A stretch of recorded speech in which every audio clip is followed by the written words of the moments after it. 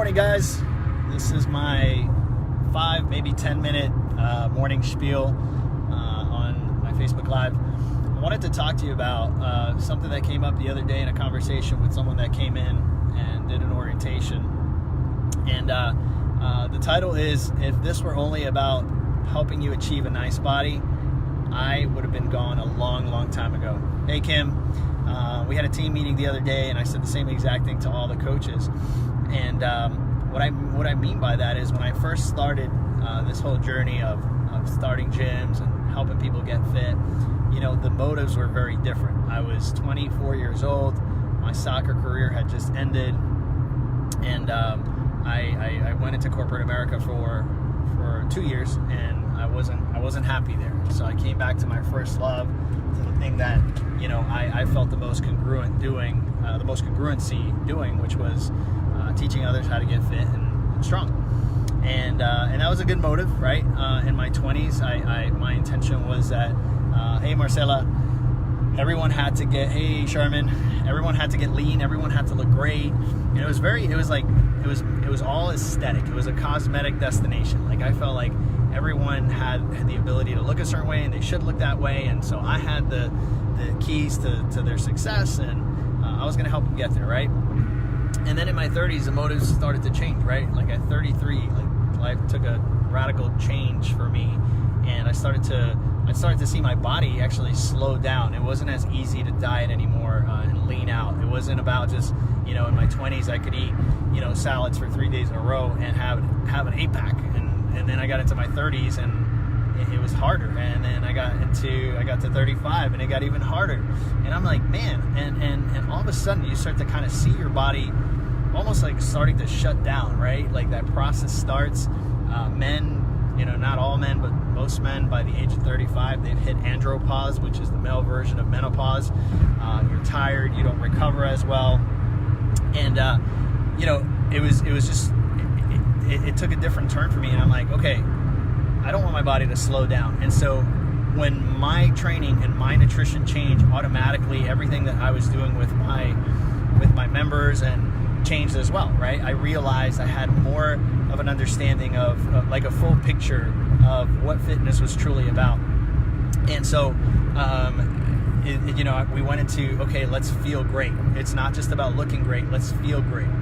And then right around 38, I just turned 41, so if you're doing the math, just turned 41. Right around 38, I decided that I started to see things in my life, patterns in my life, and I started to realize, not to pat myself on the shoulder, but I had certain systems in place that were helping me achieve things that for most people was really, really hard to achieve.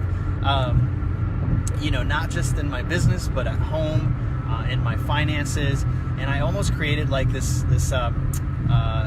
like a system that worked for everything, yet it was fueled by one thing. And it was fueled by the way the disciplines in my life, such as my nutrition and my fitness.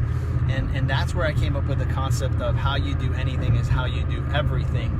And I started to develop this philosophy that if you can discipline your body, which is so hard, if you can discipline your appetite, which is so hard, what can't you do, right?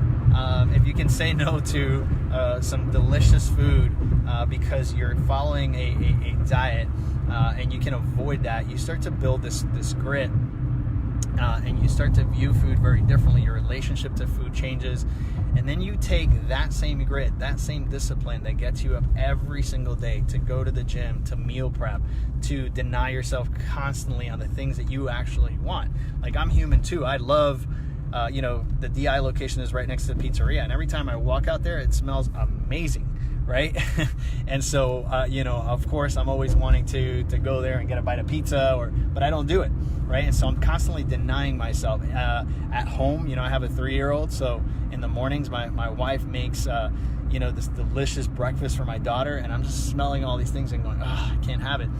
But I don't see it as, this is horrible, and I'm not getting to live my life. Instead, what I do is I reframe that idea, and I see it in a way that if I can deny myself,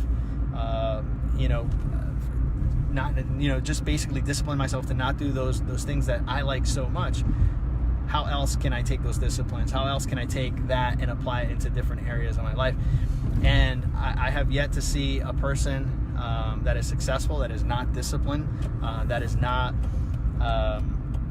methodical about the way they do life.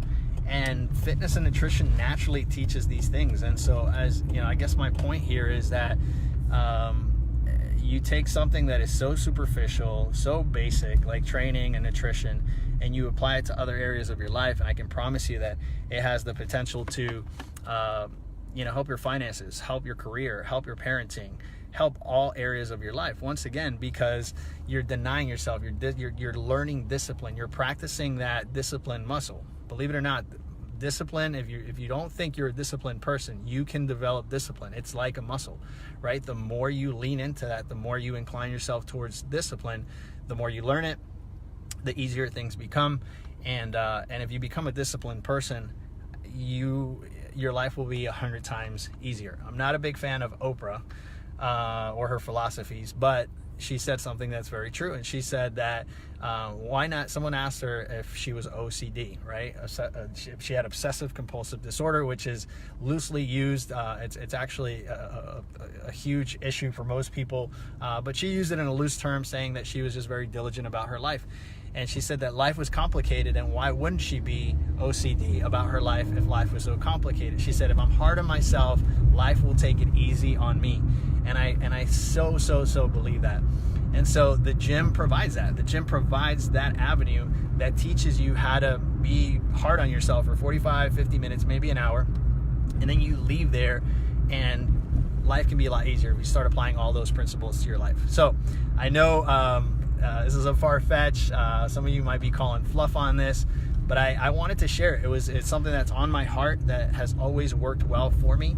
And it's the engine that keeps me going year after year after year. I train as hard as you guys do. I diet as hard as you guys do. And so for me, this is not a 6-week thing. For me, this is a lifelong thing.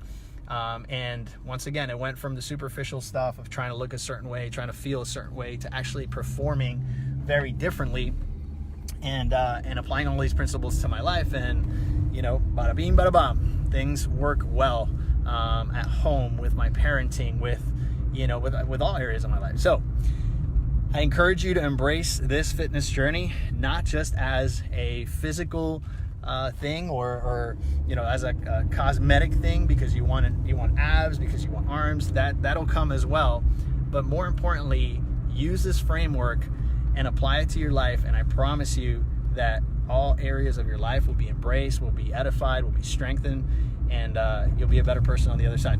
So talk to you guys soon. Have a great day. Bye.